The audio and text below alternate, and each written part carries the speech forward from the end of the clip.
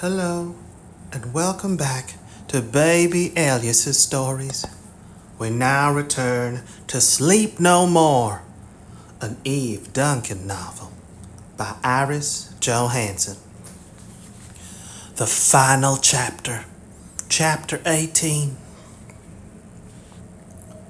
The moonlight was bright, and the ground soft and given beneath Eve's feet as she went ahead of Drogan out the back door of the shack and across the sand. "Here," Drogan said roughly. She had almost stumbled into the grave Drogan had dug. She stared down at the open coffin in the 3-foot deep hole. "Are you afraid?" Drogan asked.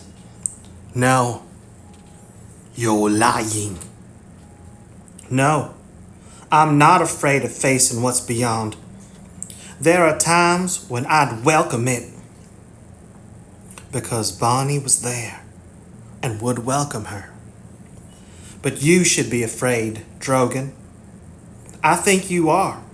I think that's what all this voodoo business is all about." He was cursing beneath his breath. "Jump down in the coffin and lie down." Should she do it? The death he had planned for her was hideous. She could make a move on him now, and she might get lucky. And she might not. Joe could be near. God, she hoped he was near. She jumped down into the coffin and lay down. It was narrow and barely held her slender frame. She tensed, waiting. She didn't have to wait long. She didn't have long to wait. Drogan dropped the snake on her chest. The rattler was striking in all directions. Don't move. Don't breathe. Don't give the snake any reason to strike at her body. Darkness. Drogan had dragged the lid over the coffin. She could feel the snake slowly move up her body toward her throat. Barren desert, cactus, moonlight stark on shadowy dunes. No shack, no truck, no Drogan. "Try farther east," Newell said. "It's got to be near here somewhere." "No, it doesn't." Joe's hands gripped the steering wheel with a white-knuckled grip. "Not if she lied." "She wouldn't have a reason to lie," Kendra said quietly. She didn't like the idea of being involved. "You're not thinking clearly." That was without question, Joe thought. The only clarity to his thinking was of Eve with Drogan. It was making him sick to his stomach with fear. "East," Newell said. Joe nodded jerkily. "I'm changing direction. For God's sake, keep an eye out for that truck." The snake was lying across her throat, and Eve was afraid that the pounding pulse beat in the hollow would cause the rattler to strike out. There was nothing but darkness and the heavy scent of oil coating the snake's body. Don't swallow. Breathe shallow so that her neck would not move. The triangular head of the rattler was in her hair, and it was still. Why wasn't it moving? "Because it's as scared as you are, Mama." "Bonnie?" "Yes, I'm with you." Eve could not see her, but she could feel her there in the darkness. "Why? Is this the end, baby?" "I don't know. You're doing all the right things, but sometimes that's not enough. I didn't want you to be alone." "I'm not really afraid, baby. I'd be happy to be with you. It's just that it's a natural instinct to feel like this. And Joe, yes, Joe. And I don't like snakes. They're just creatures like the rest of us. It's afraid too. Drogan thinks the snake's a she and maybe his mother. Isn't that crazy? Pretty silly. Bonnie was silent.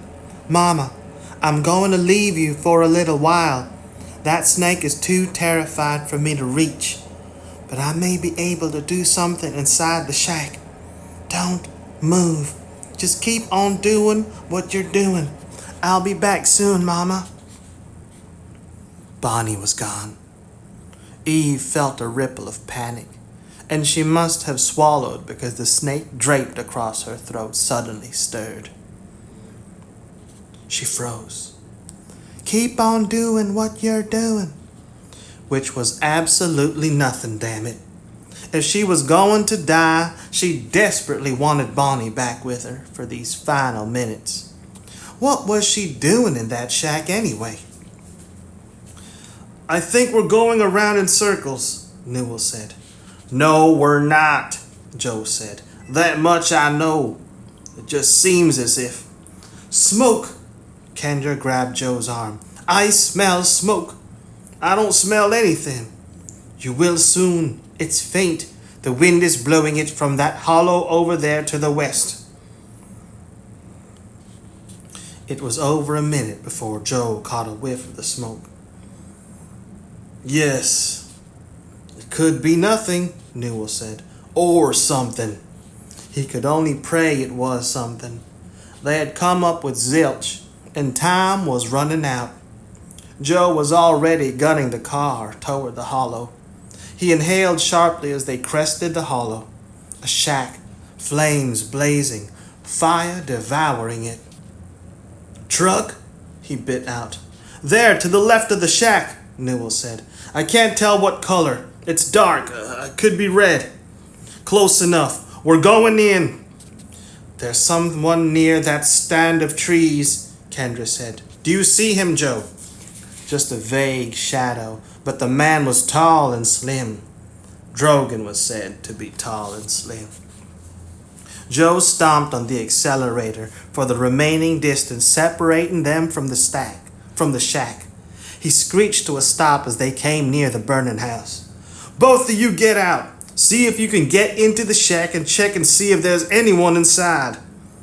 Kendra and Newell were already out of the car and running toward the burning shack. Joe turned the car and headed toward the stand of trees. Drogan.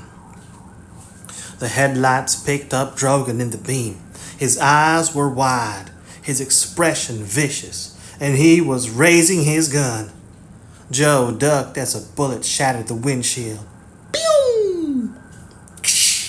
He jammed on the brakes, opened the driver's door, and rolled out of the car.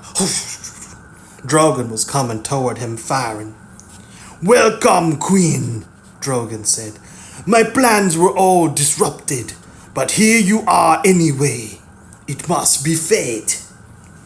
Where's Eve? From his vantage point, all he could see were Drogan's legs on the other side of the car. I may let you live if you tell me. A bullet hit the hubcap of the car next to Joe's head. Pew! No, you wouldn't let me leave if I told you where she is, Drogan said. You'd be very angry with me. People seem to have a particular horror of the death I've planned for your Eve. And you. I hope I can keep you alive long enough to have you join her in her coffin. Coffin. It was what Joe had feared most. Where did you bury her? Drogan laughed.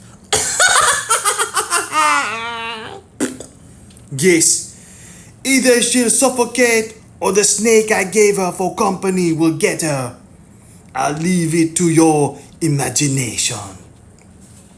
And Joe's imagination was scaring him to death. If Eve was already in the coffin, he might have only minutes, seconds. He had to put an end to this. He took careful aim under the car.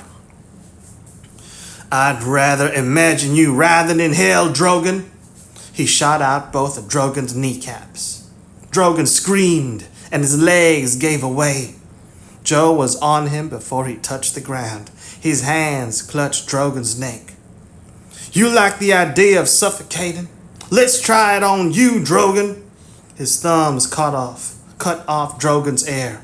Where is she? Drogon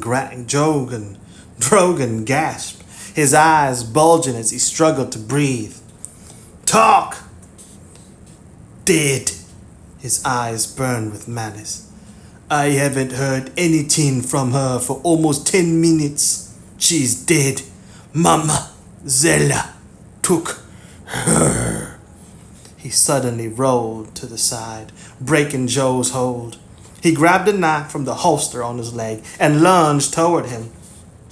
The knife nicked Joe's upper arm before he twisted Drogon's arm and managed to jerk the knife away from his body. Where is Eve? I told you, I'm not saying anything more. No?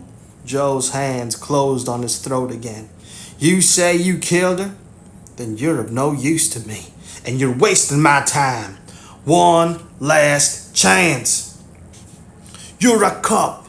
You won't do anything to me. You're wrong, you know, Joe said softly. Goodbye, Drogon. His hands tightened, jerked, and he broke Drogon's neck. He jumped to his feet and didn't look back as he moved toward the trees. Newell was running toward him. Quinn, did you find Eve? No, she wasn't in the shack, was she? No. That would have been too much for which to hope. Drogon had been far too sure, too malicious. But Beth was in the shack, still alive, Newell said. She was crawling out the door when we got there. She's hurt, but Kendra's with her. Did Drogon tell you where? No. She may be somewhere in this stand of trees. You go to the left, I'll go to the right. Drogon had said he hadn't heard anything from Eve for 10 minutes.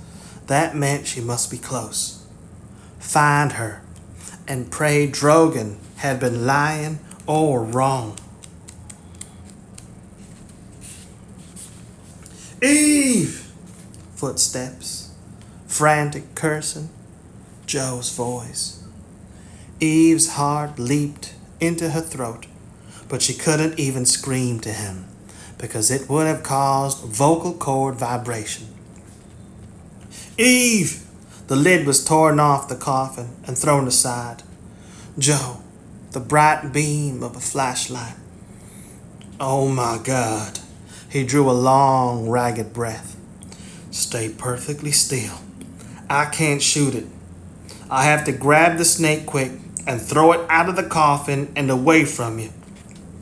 He bent closer and moved with painstaking slowness.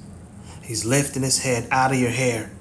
I think he senses me and would strike at him or her as soon as he was sure there was a threat, Eve thought. Be careful, Joe. Of course he would be careful. Joe would be careful and sure and fast. But things could go wrong, Bonnie had said. Joe pounced, grabbing the snake behind the head. The next moment, he had flung it far away from the coffin and across the yard. He grabbed Eve out of the coffin and up into his arms. Shoot it, Newell! No, let it go. Bonnie wouldn't. She was clinging desperately to him. He felt so good. Safety, strength. Joe. She said the snake was only scared, like me. Bonnie? He repeated. He was cupping the back of her head and rocking her back and forth in an agony of relief. Hallucinations, Eve? Maybe. I was scared enough. I desperately wanted her there. No, I don't think so. She looked beyond his shoulder to see the flames devouring the shack. Beth, we have to get her out. She's out. She was crawling out the door when we got here. Kendra dragged her away from the house and is checking her over. Newell said she was hurt. Drogon hit her with the butt of his gun. She looked at Drogon's body a few yards away. He would probably have let Beth burn to death. It must have been the oil lamp. I didn't think the fire was that bad. Bad enough. He held her closer. Or good enough. The fire led us to the shack. It might have taken us a good deal longer if we hadn't seen it blazing in the distance. Drogan killed Rick Avery. I guess you know that. Yes. His hand was probing her side. Are you bleeding? I don't think that. She had a sudden memory of the instant when Drogan had thrown the snake down into the coffin. The faintest sting. It may be a snake bite from the first couple of minutes. It's probably nothing. I didn't even notice that it had gotten me. It got you all right. He was examining the 2 tears in her shirt. Looks like a superficial bite, but we'll take you to the hospital to have it treated. He lifted her to her feet and shouted to Newell. We're heading for the nearest hospital. Tell Kendra to bring Beth. I'll tell her. I need to see her. Eve was running toward the shack. Drogan hit her twice, and it was... She stopped beside Beth and Kendra, who were a few yards from the burning house. How is she, Kendra? Not great. Kendra was bathing the deep cut on Beth's temple. But she comes in and out of consciousness. She asked about you a minute ago. Kendra's gaze raked Eve's face. And how are you? Okay. She fell to her knees beside Beth. I have to go to the hospital to have a bite checked out. Beth's in much worse shape than I am. When she threw that glass into Drogan's eye, I thought he'd kill her. We have to get a doctor to look at. No, hospital. Beth had opened her eyes and was staring up at Eve. Not again. Eve's hand closed tightly on Beth's. This time it will be different. I'll be there with you, and I won't leave until you go with me. Promise? Yes. Believe me, Beth, I'll never let anything happen to you again. Her eyes closed. I do believe you. Is the little girl safe? Eve stiffened. Little girl? The little girl in the shack. When she came, the fire kept growing and leaping, and she was right in the middle of it. It was swirling around her. She kept telling me to crawl, to get out the door. Is she safe? Eve looked back at the blazing shack. I may be able to do something inside the shack. Evidently, Bonnie had found a good deal she could do in the shack. You're not answering me. Beth's eyes were open again. She's just a little girl. If she's not safe, we have to help her. Eve smiled as she brushed the hair back from Beth's forehead. It's okay. Don't worry, she said softly. She's not in any danger. She's not in danger any longer. The little girl couldn't be more safe now. Get out of here, Eve. The doctor said Beth's going to be fine, Kendra said, as she came into Beth's hospital room. You've been hanging out here for the last 36 hours. You should go to a hotel and get a good night's sleep. I'll stay with her if you like. Eve shook her head. I promised I wouldn't leave until she did.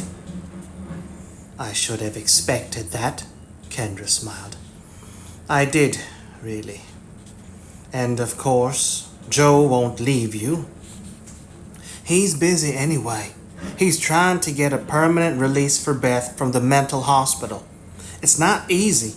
The board is all in a turmoil because of Pierce's death, and they hate the idea of saying they were criminally negligent. Negligent. In this age of lawsuits, you can't blame them. I do blame them, she said fiercely. I blame everyone for not paying attention to what was happening to her. They just drifted along and time passed. There should have been tests and reviews of Pierce and his staff. Hindsight. Kendra put up her hand to stop her protest. I agree. I'd feel the same way if I were you. Eve. Eve's gaze flew down to Beth's face. Her sister's eyes were open, and she was looking up at Eve. Back with us? How do you feel? As if I've been hit by a gun butt, she said hoarsely. And most of the time, I haven't been sleeping. I've just been lying here thinking. I'm sorry, Eve. I'm to blame for everything, and I wasn't much help to you. What are you talking about? You almost took Drogon's eye out. If I'd been faster, we'd have stopped him in his tracks. I should have done something before that. It was just that I felt as if I was in some kind of terrible fog. She drew a deep breath. But that's an excuse, and I don't have the right to try to excuse myself when I should have been there for you. Her gaze fell on Kendra. You were at the shack. You helped me. Kendra nodded. I'm Kendra Michaels. I'm glad you're better. She smiled and turned toward the door. And now I'll go try to find Joe and see if I can help him. My mother is wonderful at cutting bureaucratic red tape. She gets a vicious pleasure doing it. We'll have you out of here in no time. Beth looked at Eve when the door closed behind Kendra. Red tape? She moistened her lips. Trouble, Eve? Nothing we can't handle. I won't go back there. I'd never let you go back there. She smiled as she clasped Beth's hand. So stop worrying and start thinking about what you want to do with the rest of your life. Live. Her face was suddenly lit with an emotion that was amazing in its intensity. I want to do everything, see everything. There's not one experience I don't want to explore. I told you that the first night I met you. Yes, you did. She looked down at their joined hands. But I wonder if Rick's death had made a difference. It may be a while before you can come to terms with it. I may never come to terms with it. Beth's eyes were glittering with tears. I think I'm trying to hold it at bay. I loved him so much, Eve. I know you did. She was silent. And I think he loved you, Beth. That was hard for you to say. Her lips twisted. But he did love me. I know it. But not as much as I loved him. If the situation had been reversed, I would never have accepted what they told me. I would have fought for him. I would never have stopped. He wasn't what I thought he was. But maybe there was a way I could have helped him, changed him. You don't give up on people because they're not what you want them to be. Not if you love them. That's right, Eve said. Not if you love them. She leaned back in her chair. Now see if you can go back to sleep until they bring you your lunch. She shook her head. I've slept enough. I want to. May I come in? I had to see how you were, Beth. Nelda Avery was standing in the doorway. She was dressed in a gray designer suit, and her makeup and hair were perfection. She didn't wait for an answer. The nurses said that you weren't seeing visitors, but I told them that family was different. She came toward the bed. After all, I'm your grandmother, Beth. Beth was staring at her stunned. What? This is Rick's mother, Nelda Avery, Eve said. I've never met her myself, but I've seen photos. I'm sure you have too, Beth. Yes. But we've never seen each other in person, have we, Beth? Nelda said. You don't recognize me? No, I've never seen you, but Rick talked about you. He loved you very much." Beth was still gazing at her. "You look so young and beautiful." "It's not natural, I assure you. I go to the very best people." "Why are you here?" Eve asked bluntly. Nelda smiled. "You're Eve Duncan. You've caused me a great deal of trouble." For a moment the smile faltered. "I understand you were there when my son was killed by that maniac. I don't know if I can forgive you for not preventing that from happening." "Are you mad?" Eve asked. "If anyone is to blame, it's you. You're the one who persuaded him to be the bait in the trap to lure Beth." "I have no idea what you mean," she said. "But if I did, then I'd tell you that everything would have been fine if you hadn't been with Beth. It should have been a smooth transaction. My son shouldn't have died." "No, Beth should have died," Eve said bitterly. "Wasn't that the plan?" She didn't answer directly. "No one died but my son and the maniac who killed him. Drogan obviously had some grudge against Rick and took the opportunity to have his revenge." "You know that's not true," Eve said. "You were behind this entire horror. How on earth do you think you can get away with a story like that?" "Can you prove that it's not true?" Nelda looked her in the eye and said coolly, "Try it. I have money and power. I've built a reputation that can withstand almost any attack. Besides, nothing can be traced to me."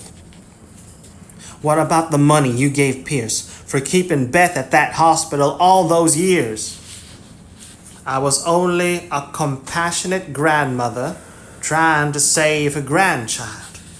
Look at all the money I poured into her getting cured. Look at all the money I poured into getting her cured. My son begged me to do all I could for her, and I did it." "You lied to him about me," Beth said. "Didn't you?" "Perhaps." Nelda lifted her chin defiantly. "He couldn't expect to have everything. I had to protect myself. I had to protect him." "But mostly yourself," Eve said. "Joe told me you were a broken woman the night that Rick was murdered. But it didn't last long, did it? You bounced back, and you're on the attack." "What do you know?" Nelda said harshly. "Rick was the center of my life, and he was taken. But I won't let the rest of my life be trashed. I deserve the chance to build again." "You're not going to get it," Eve said flatly. "There will be a way to connect you to Drogan and the murders. Find it, and I'll have a battery of lawyers and investigators working to disprove it. I had a reason once to avoid publicity, but that died with Rick. The litigation will go on and on until you finally drop it." She took a step closer to the bed. "Don't listen to her. You wouldn't want to waste your time like that, Beth." Her voice was soft, persuasive. "The whole world is opening for you. Did you know you're going to be a very rich woman? Rick inherited a trust fund from my husband's mother. It's a very large trust and actually makes you a bit richer than even my husband. I was surprised to find out that Rick had left it to you in his will. He never told me." "Perhaps because he thought you'd try to talk him out of it," Eve said. "You effectively erased Beth from his life." "It was necessary," Nelda said. "But now we'll make it up to her." "If I don't cause you any trouble," Beth asked, "tell me, did you provide those young girls to Rick?" She didn't answer for a moment, then shrugged. "Why not? It made him happy and content, and I could keep control of his little affairs. I never understood why he couldn't have more normal relationships. but it was just an adjustment I had to make. She turned. Now that we've had our discussion, I'll go and let you rest, Beth. You know you only have to call me, and I'll be there to help. After all, we are family. Wait, Beth said. Why did you really come to see me? I told you, the situation has changed, and we have to change with it. That's not it. Eve's eyes were narrowed on that smooth, perfect face. You had to be sure. Nelda's brows lifted. I don't know what you mean. You had to be sure that Beth still didn't remember anything about that night at the chalet. You had to reassure yourself that Gelba's therapy was still holding firm. The only way you could be certain was to breeze in here and show yourself and look for a reaction. Nelda smiled. There was no reaction. I was never at the chalet. Neither was Beth. If there are any records to say that was false, then they are obviously in error. Who would believe that anyone could be hypnotized into forgetting such a traumatic event? Eve stared at her with horror. It was possible that Nelda might actually get away with her part in those murders. A combination of almost unlimited money and power would be nearly impossible to fight. And if Nelda had truly been careful in covering her tracks, it could have become a nightmare. And what if Beth starts to remember and change her story? It wouldn't hold up in court. Of course, she could lie and say she did remember, but there are polygraph tests. She wouldn't want to go through that. She glanced at Beth again. Look at how delicate she is and what she's suffered through the years. Let her enjoy her life and spend that money Rick left her. She doesn't want to waste 1 minute trying to punish me when she knows I loved Rick as much as she did. Don't I? Beth was gazing steadily at Nelda. I think you destroyed Rick. You could have stopped him, taught him instead of giving him what he wanted. I hate what you did to him, and I hate what you did to me. You tried your best to destroy me. I'm not sure you still wouldn't do it if you thought you could get away with it. After all, I'm a witness against you. Nelda shook her head. Not a credible witness. You're a mental patient, for God's sake. A defense attorney would tear your testimony apart. Perhaps, but I'm still a threat to you. A threat? Don't be absurd. You're nothing. You've always been nothing. Don't underestimate me, Beth added softly, because I won't underestimate you, Nelda. I'll watch you and search out your weaknesses, and when I find one, I'll destroy you. For an instant, Nelda appeared shaken, but she quickly recovered. And spend the rest of your life hounding me? Is that what you want to do? No, because that would mean I'd be a sacrifice on your altar. She smiled faintly. But I can live my life and still go after you. Look over your shoulder and I'll be there. I can delegate. Rick left me the money to do it. It won't work, Nelda said. I'll win. I always win. Beth silently shook her head. Nelda's hands clenched at her sides. You're pitiful. You can't even see how overmatched you are. I've had years of experience at getting exactly what I want. Who do you think you are? The one person who's qualified to take you down. Look at me and you'll see yourself. I may have things to learn, but I learn very fast. After all, I'm your granddaughter, Nelda. Nelda gazed at her for a long moment, a myriad of expressions chasing across her face.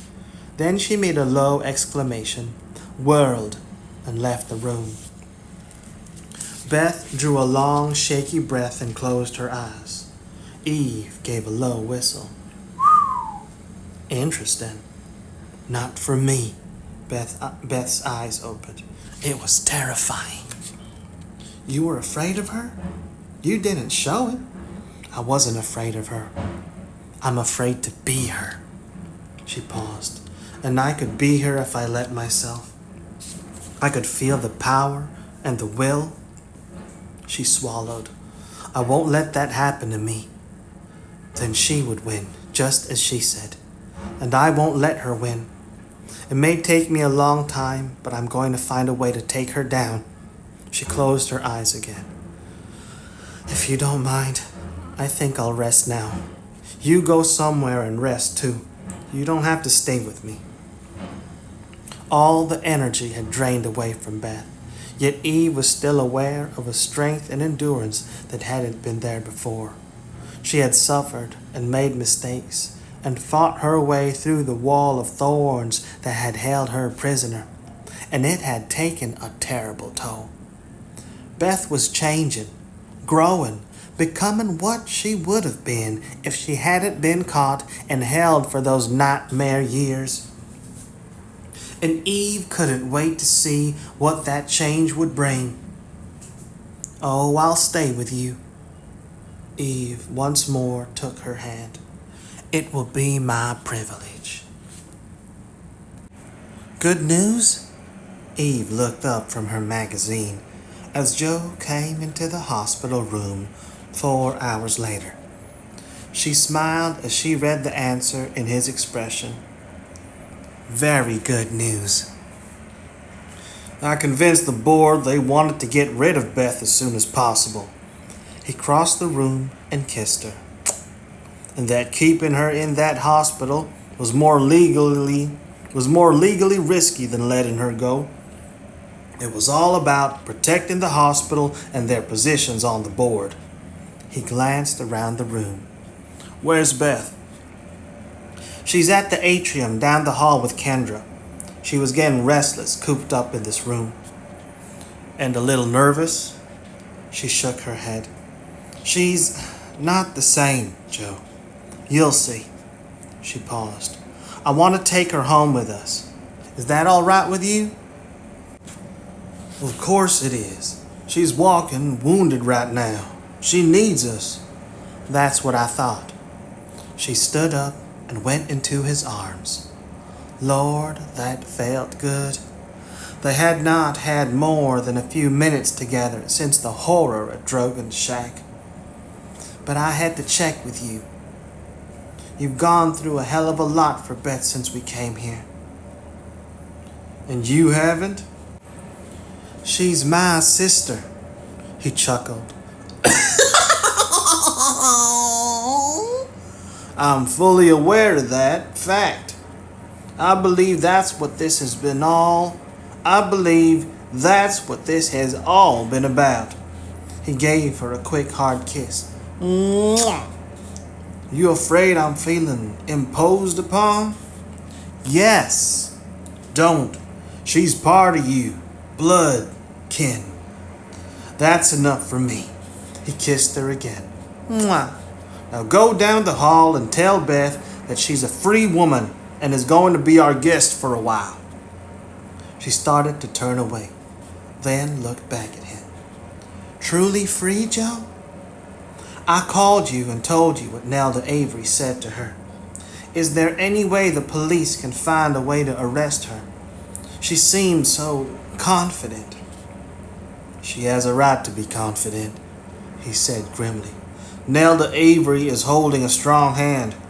I think she's been planning on getting rid of everyone who's been a threat to her for a number of years and had everything in place for when it became necessary. She used some of the tools that Pierce had in place, but probably also some of her own. But we'll keep gnawing away until we get a break. There's no way we're going to let her get away with murder. Right now, she's playing her son's death as a murder committed by a maniac who wanted to kill him because he was going to be the next president. The media are going along with it.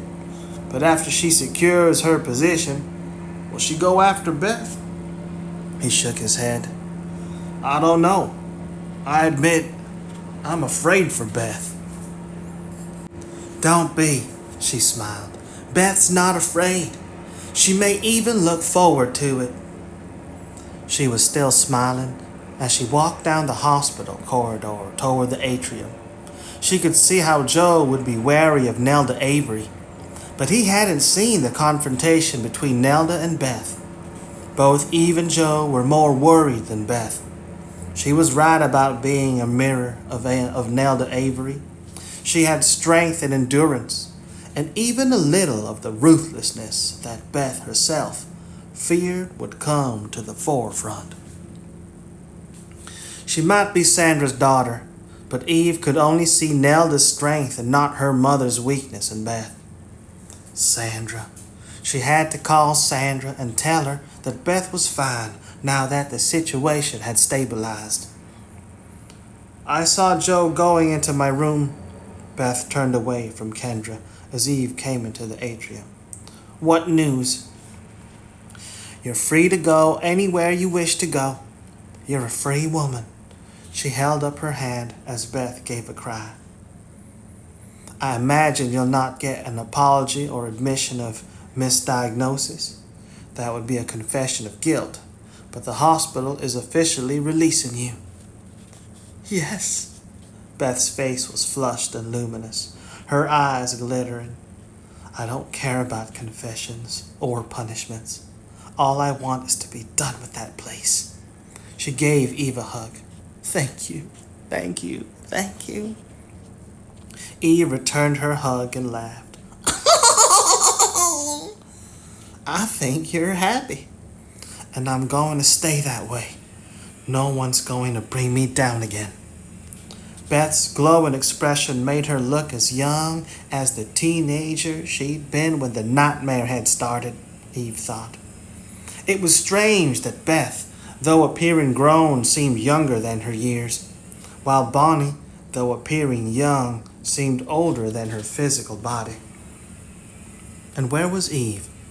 Somewhere between and loving both of them with all her heart. They wouldn't dare try to bring you down, Eve said. Joe and I would like you to come home with us for a while. We'll form a united front to repel all invaders. Beth's smile faded. And I'll be safe and comfortable and protected by both of you? Yes. There was something in Beth's expression that caused Eve to stiffen. Is something wrong, Beth? What could be wrong? You're two wonderful people who care about me. I'd be foolish not to snatch what you're offering me. Yes, you would. Kendra spoke for the first time, her gaze on Beth's face. But maybe you have a right to be foolish. She turned and moved away from them. Not my business. I'll keep my mouth shut. Eve's gaze had not left Beth. I don't understand. You don't want to go with us? I do want to go with you, Beth said passionately. I want to be safe. I want to be with you, to get to know you even better, to be part of your life. She paused. I want that so much that I know that it's wrong. Explain. I don't have the right to be safe. I haven't taken any chances. I haven't experimented. I haven't made terrible mistakes. I haven't conquered Mount Everest. I haven't learned how to make friends and keep them. For God's sake, I'm still a virgin. Eve had to smile. I believe we've addressed that particular problem before. We have no intention of keeping you from doing any of those things, Beth. We just want to be there to support you. And I'm grateful. You can't know how grateful I am. But there's a part of me that wants desperately to go back to that life I lived at the hospital. I don't know if that was part of the post-hypnotic suggestion or if I just became accustomed to the routine and care. All I know is that if I want to be free, I can't have supports to prop me up. I might lean on them too much. She smiled shakily. Please, it's not because I don't care. I'd love to be with you. Maybe someday I'll be able to take what you want to give me. You and Joe are very strong. You're generous, and you'd want to keep me from getting hurt. But that's not the way I'll learn to be a complete person, is it? You have your own lives, your own careers. I have to find mine, Eve. Eve could feel her eyes sting as she gazed at her. It's not because I'm being generous that I want you to come home with us. I'm being selfish. I don't want to worry about you, she swallowed. But I'll just have to get over it, won't I? She drew a deep breath. Okay, you don't have to come live with us, but there are a couple of things that you should do. Come to the cottage for a couple of days, then I'll let you walk away. I want you to meet Sandra. Beth stiffened. I don't know if I want to meet her. I can't understand how she wouldn't care about you. You're being defensive. Perhaps she does care about me in her way, but I know that she loves you. Remember what you said to me? You don't give up on people because they're not what you want them to be. But I don't love her. Give her a chance. I would never have known about you, never come to help you if she hadn't loved you enough to tell me about you. I'll think about it. Eve looked at her. Oh, all right. She was suddenly smiling again. See, if I lived with you and Joe, I'd always be doing the right thing and not what I want to do. She gave Eve another hug. And now I'm going to call Billy and tell him the news. I think we should all go somewhere and celebrate, don't you? Excellent idea. She watched her take her phone out of the pocket of her robe and go to the atrium rail and start to dial. Beth was glowing, eyes sparkling, her expression as vivacious as that of the teenage girl she had been all those years ago. She felt a pang of emotion that was a mixture of joy and sadness. No, banish any hint of sadness. Embrace the joy. New life. New opportunities for her sister. And a new set of anxieties for Eve. She sent you packing? Kendra had come to stand beside her. I could have told you, Eve. She was very polite about sending me on my way. She glanced at Kendra. How did you know? Because I looked at her and saw myself. When I regained my sight, I couldn't stand the thought of being sheltered any longer. I had to break free. And from what you've told me, when you broke loose, it was like a nuclear bomb exploding. She shook her head. That's not very comforting, Kendra. I'm worried enough about Beth. She'll get through it, she smiled, with a little help from her friends. She doesn't want to take my help. She didn't want to come to Atlanta at all. Then send her back here. Beth wants to live. California has everything. Sin, purity, corruption, glamour. She can pick and choose. It's too big a choice. No, it's not. Kendra's gaze went to Beth. Not if she has someone who's been there and can tell her what's waiting on the other side. Eve's gaze flew to Kendra's face. Are you saying you'd be willing to keep an eye on her? She shrugged. I can't think of anyone who could do it better, and I wouldn't make it a full-time job like you would, Eve. I'd let her make her mistakes and just be there to pull her out in an emergency. And I can see Newell not being around for a backup, and I can't see Newell not being around for a backup. Why would you do that, Kendra? You've told me from the moment we met how busy you are with your kids. She was silent a moment. She's your sister. And besides, I like her.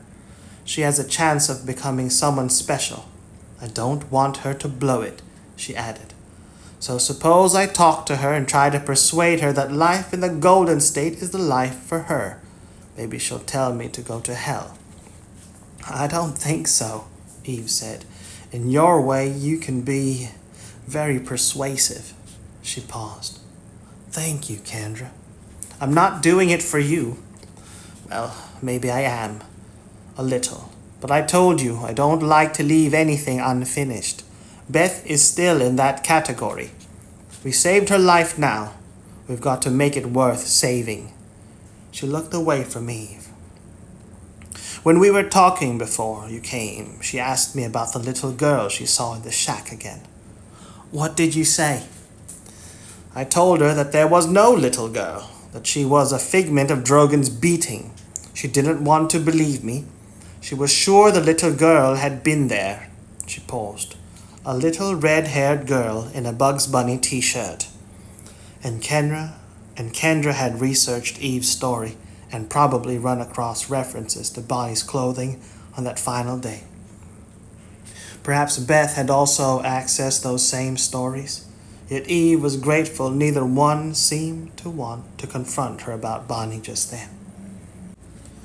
"But Beth finally did believe you?" "You'll have to ask Beth. At least she didn't seem to be worrying about her any longer. She said something about having trouble learning to look beyond reality." She met Eve's gaze. "But you probably won't ask Beth, will you?" Eve shook her head. "It's one of the things she'll have to come to terms with on her own," she added quietly. "If she comes to me and asks, I'll answer her, but I don't think she'll do that." She glanced at Beth. She's finished her conversation with Jesse Newell. "It's time we got her checked out of this hospital. The doctor's already given her a release. She wants us all to go out on the town and celebrate her not having to go back to Sea Haven." "Sounds like a plan," Kendra smiled. "Champagne, good friends, family, and a bright new life. I can handle a celebration like that." Eve nodded as she started across the atrium toward Beth. A bright new life. Eve could see those words reflected in Beth's glowing face. Eve was still worried about her, and that would probably continue. But that was part of any relationship, wasn't it? If you cared, you accepted everything that went with it. "Billy's coming right now," Beth was laughing. "He told me that it was only right that he plan out our party tonight, since he'd been the one to teach me everything since he woke me up in that hospital. He said that one of the things he hadn't had a chance to teach me were the fine points of celebration. There didn't seem to be anything to celebrate." Her eyes were shining with excitement and eagerness. "But that's all changed now, hasn't it?" "You bet it has."